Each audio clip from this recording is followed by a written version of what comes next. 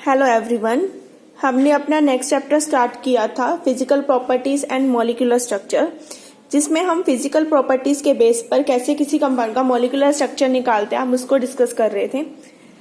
उसमें से हमने first physical property that is optical activity study किया था, जिसमें हमने ऑप्टिकल एक्टिविटी उससे रिलेटेड टर्म्स, कैसे ऑप्टिकल एक्टिविटी निकालनी है ये पढ़ा था, और कैसे ऑप्टिकल एक्टिविटी की हेल्प से हम किसी की भी केमिकल कॉन्स्टिट्यूशन निकाल सकते हैं, इसे स्टडी किया था और साथ में उसके कुछ न्यूमेरिकल किए थे। अब हम अपनी नेक्स्ट प्रॉपर्टी शुरू करेंगे जिसके बेस पर हम मॉलिक्यूलर स्ट्रक्चर को फाइंड कर सकते हैं। Our next property is dipole moment. ये हमारी सेकंड प्रॉपर्टी है। इससे पहले हम ऑप्टिकल एक्टिविटी की बात कर चुके हैं। आज हम डाइपोल मूवमेंट का जनरल इंट्रोडक्शन पढ़ेंगे कि डाइपोल मूवमेंट क्या होता है, इससे रिलेटेड हम कुछ टर्म्स पढ़ेंगे। तो हमारी जो फर्स्ट टर्म आती है वो होती है polar and non polar covalent bond.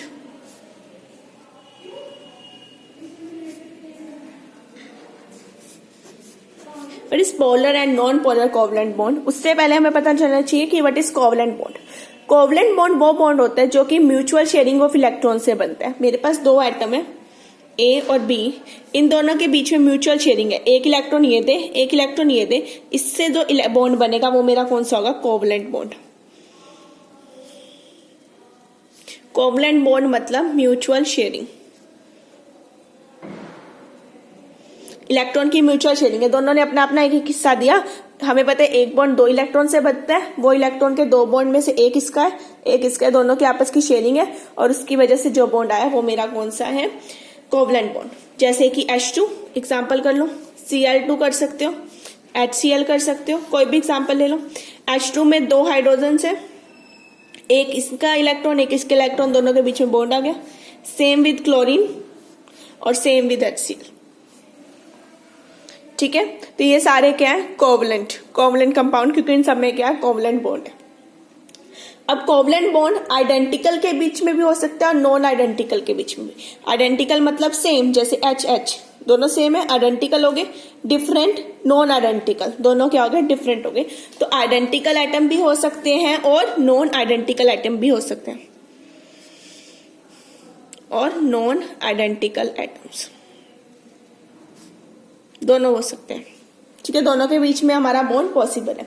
अब आते हैं अपनी term polar and non polar. ठीक है, अगर हमारा जो कोवलेंट बॉन्ड है बिटवीन टू आइडेंटिकल एटम्स हो, bond between two identical atoms,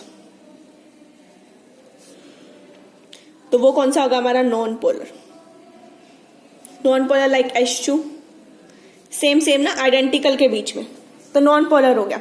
non polar means उनके बीच में कोई भी चार्ज सेपरेशन नहीं है।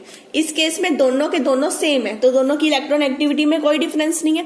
अगर इलेक्ट्रॉन एक्टिविटी में डिफरेंस नहीं है तो दोनों के बीच में कोई चार्ज सेपरेशन भी नहीं आएगा, इसीलिए क्या है हमारे? Non polar.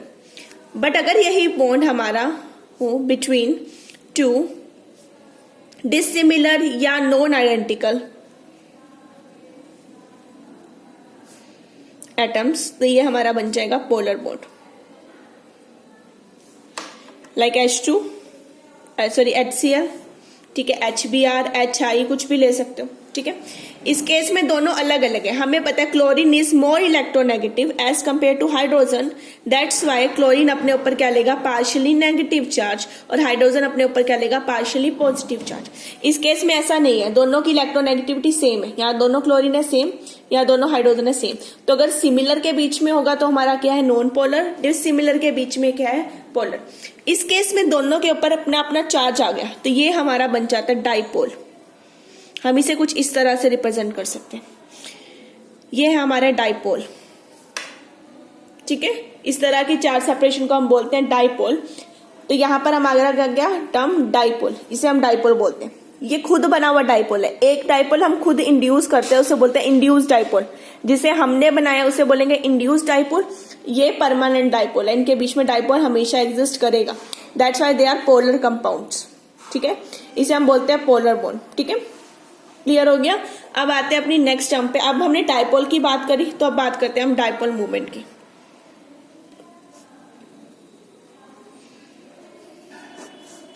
यहाँ जो डाइपोल मोमेंट की हम बात करेंगे वो हम बात करेंगे डायटोमिक मॉलिक्यूल में। डाई से ज्यादा भी हो सकता है, अमोनिया, इनमें भी डाइपोल मूवमेंट एक्सिस्ट करता है, but they are not diatomic. हम डायटोमिक की बात कर रहे हैं, ठीक है। तो मैंने यहाँ पर दो एटम ले लिए, ए एंड बी, ठीक है। जैसे मैंने एग्जांपल लिया था कोवलेंट बॉन्ड, मतलब दोनों की म्यूचुअल शेयरिंग से हुआ, बट हम मानते हैं कि बी इज मोर इलेक्ट्रोनेगेटिव।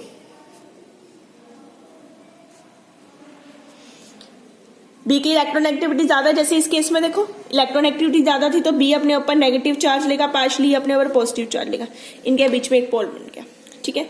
अब ये चार्ज कितना, लेट चार्ज इज क्यू, जैसे इस केस में था ना 1 1 चार्ज दिया, पर एक पॉजिटिव एक नेगेटिव है, तो चार्ज हमारा कितना आ गया, क्यू। तो इसके ऊपर माइनस क्यू चार्ज है, इसके ऊपर प्लस क्यू चार्ज है, और इन दोनों के बीच का जो डिस्टेंस है वो हमारा कितना आ गया, डी।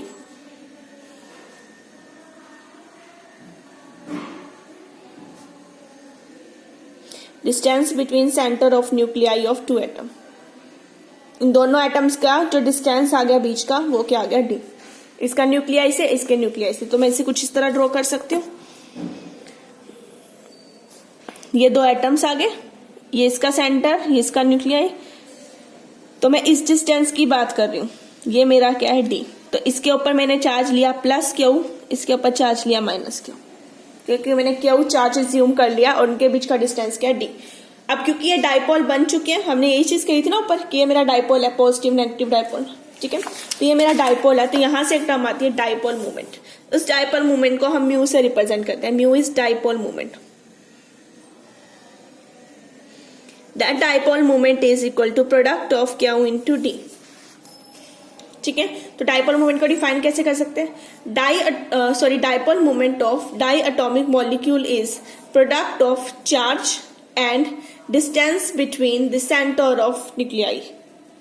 ये चार्ज है और ये क्या डिस्टेंस, तो हम dipole movement of dipole movement of di atomic molecule की बात करें, which is equal to product of charge and distance between nuclei. अगर मान लो ये चार्ज ही मेरा क्या हो, क्या हो 0, if Q is equal to 0 then mu is equal to 0। Q 0 मतलब चार्ज 0, चार्ज 0 मतलब कंपाउंड क्या हमारा, नॉन पोलर। अगर नॉन पोलर है तो उसका डाइपोल ही नहीं होगा, डाइपोल नहीं होगा तो उसकी डाइपोल मूवमेंट भी क्या आ जाएगी, 0 आ जाएगी, clear. Next is unit of dipole movement.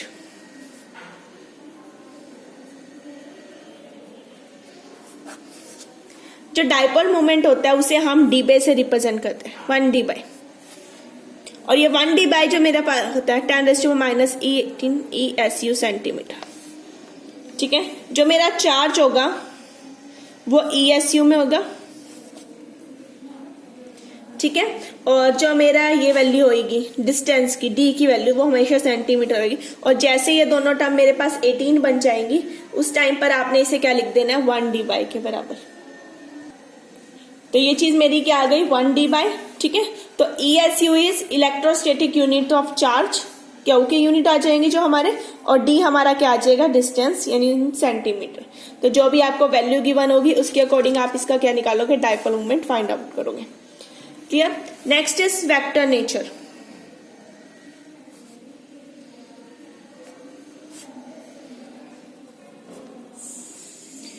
Vector nature means vector क्या, एक दो क्वांटिटी होती है ना, scalar quantity and vector quantity. Vector quantity है हमारी डाइपोल मूवमेंट। वेक्टर मतलब जिसका मैग्नीट्यूड तो हो, साथ में क्या हो, direction, direction and magnitude. Scalar में सिर्फ मैग्नीट्यूड होता है, स्केलर की कोई डायरेक्शन नहीं होती, वेक्टर की डायरेक्शन होती है। वेक्टर के ऊपर हम इस तरह से एरो से रिप्रेजेंट करते हैं, ठीक है।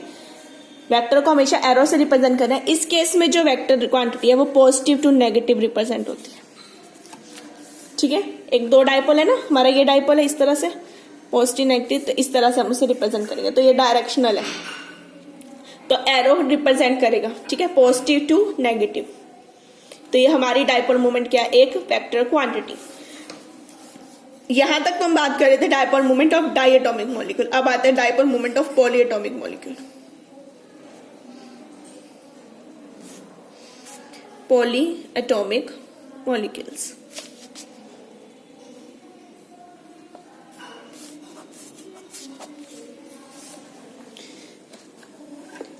ठीक है। पॉलीएटॉमिक मॉलिक्यूल की बात करते हैं, सेम टाइप का ले लेते हैं, जैसे H2O, ऑक्सीजन 2 हाइड्रोजन, ठीक है, 3 आ गए ना एटम टोटल। तो इसे मैं कुछ ऐसे लिख सकती हूँ like AB2 type. AB2 type है तो मैं ऐसे लिखना हूं A, एक साइड B,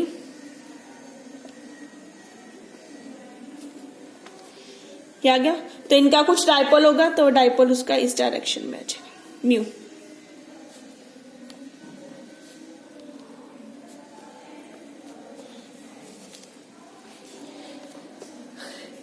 इन दोनों के बीच का अगर एंगल थीटा है तो ये हाफ ऑफ एंगल कितना हुआ, θ/2। डाइपोल हमेशा हाफ पे एग्जिस्ट करेगा।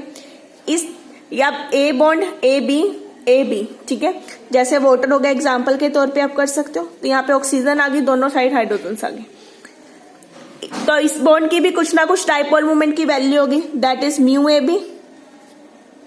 ऐसे इस बॉन्ड की भी होगी, तो इसे भी मैं μAB से रिप्रेजेंट कर सकती हूँ।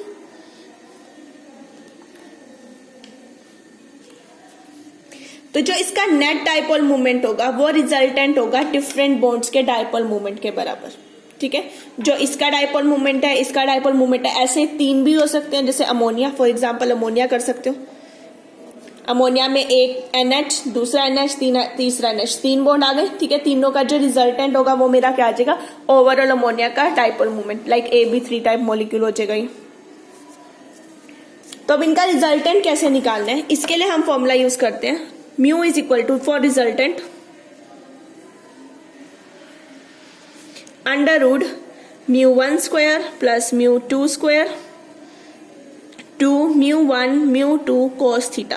आपने ये फॉर्मूला याद रखना है, इससे आप किसी का भी रिजल्टेंट निकाल सकते हैं। अब देखो मेरे पास क्या है, μAB, तो मेरा μ1 किसके बराबर है, μAB के, और μ2 किसके बराबर है, μAB। हो सकता है अलग अलग हो, या ABC टाइप भी मॉलिक्यूल हो सकते हैं, या तीसरा भी हो सकता है C, तब यहाँ पे AB और AC आ जाएगा। यहाँ पे सेम है, तो मैं यहाँ पे क्या करूंगी, पुट डाउन करूंगी, μ1 की जगह क्या गया, μAB का होल स्क्वायर प्लस μAB का square plus 2 μAB cos theta. Done. ये दोनों क्या हो गए, सम करोगे तो 2 μ² AB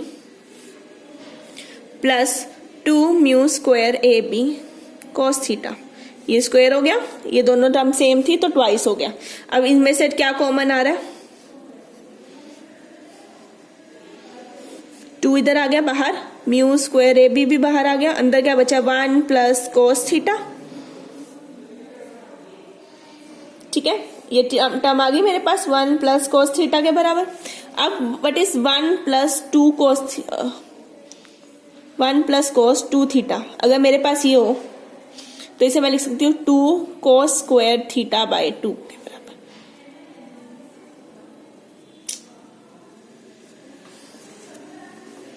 अगर मेरे पास ये 1 प्लस cos 2 थीटा, तो मेरे पास ये होता है 2 cos square 2 θ/2। 2 θ/2 means 2 cos square theta, इसके बराबर, ठीक है। तो मैं इस रिलेशन को यहां यूज कर सकती हूँ। तो मेरा म्यू क्या हो जाएगा, √2 μ² AB। ये तो ऐसा था 1 plus cos 2 theta, 1 plus cos theta, तो क्या बना 2 cos स्क्वायर, जो यहाँ थीटा था ना उसका बाय 2 करना था, मेरे पास खाली थीटा है तो ये θ/2 हो जाएगा। यहाँ 2 थीटा था ना तो उसका बाय करने के बाद हमारे पास सिंगल थीटा बचा, यहाँ पे हमारे पास एक ही है तो हमने इसको बाय 2 कर दिया। तो इसे मैं लिख सकती हूँ फॉर μ² AB cos स्क्वायर θ/2। जब रूट हटेगा तो मेरे पास क्या बनेगा, 2 μAB cos θ/2। तो ये मेरी म्यू की वैल्यू आ गई, मेरा लास्ट रिजल्टेंट, ठीक है। तो कोई भी डाइपोल मूवमेंट है, इस तरह से हम उनका रिजल्टेंट निकाल सकते हैं। और थीटा हमारा ये रहा, जो एंगल इनके बीच का है उसे हमने थीटा दिया था पहले से, तो हम यहाँ से उसकी वैल्यू को ले सकते हैं। क्लियर। तो ये आगे हमारे पास डाइपोल मूवमेंट की वैल्यू किसी भी पॉलीएटॉमिक मॉलिक्यूल के लिए। हमने यहाँ पे AB2 का एग्जांपल लिया, इस तरह से आप AB3 या कोई और एग्जांपल लेके भी सॉल्व कर सकते हो।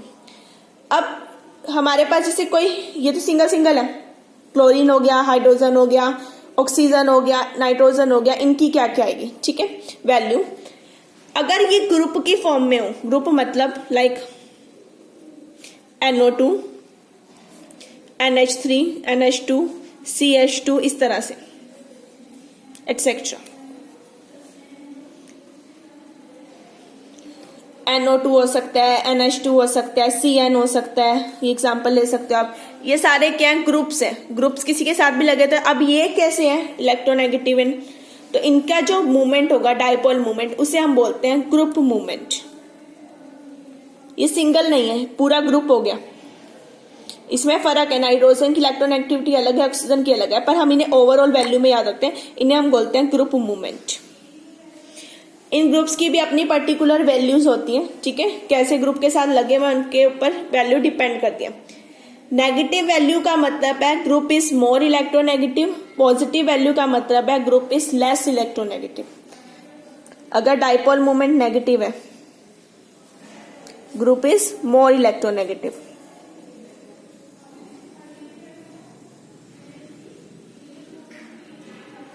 और अगर ये वैल्यू पॉजिटिव है तो ग्रुप इज लेस इलेक्ट्रोनेगेटिव। ये आपको ध्यान रखना है। तो डायपोल मूवमेंट हमेशा सिंगल भी एटम का भी होता है और ग्रुप्स में भी होता है। ये हमारे पास ग्रुप की हम बात कर रहे हैं, ठीक है। जितनी ज्यादा उसकी वैल्यू आएगी इलेक्ट्रोनेगेटिविटी की, उतना ही डायपोल उसका क्या होगा? नेगेटिव होगा। पॉजिटिव आएगी तो उसका मतलब वो क्या है? हमारा less electropositive in nature. Clear? तो ये हमारा बेसिक इंट्रोडक्शन था डायपोल मूवमेंट का, जिसमें हमने पढ़ा कि polar and non polar covalent bond के बारे में पढ़ा, फिर वहां से डायपोल मूवमेंट निकाला, डायपोल मूवमेंट का यूनिट पढ़ा 1D/, फिर हमने पढ़ा कि एक वेक्टर क्वांटिटी है, फिर पॉलीएटॉमिक के लिए कैसे निकालना है उसके लिए हमने एक रिलेशन निकाल दिया, और देन हमने पढ़े ग्रुप मूवमेंट्स के बारे में। क्लियर? तो ये था हमारा नेक्स्ट टॉपिक, डायपोल मूवमेंट का general introduction. Clear? Thank you.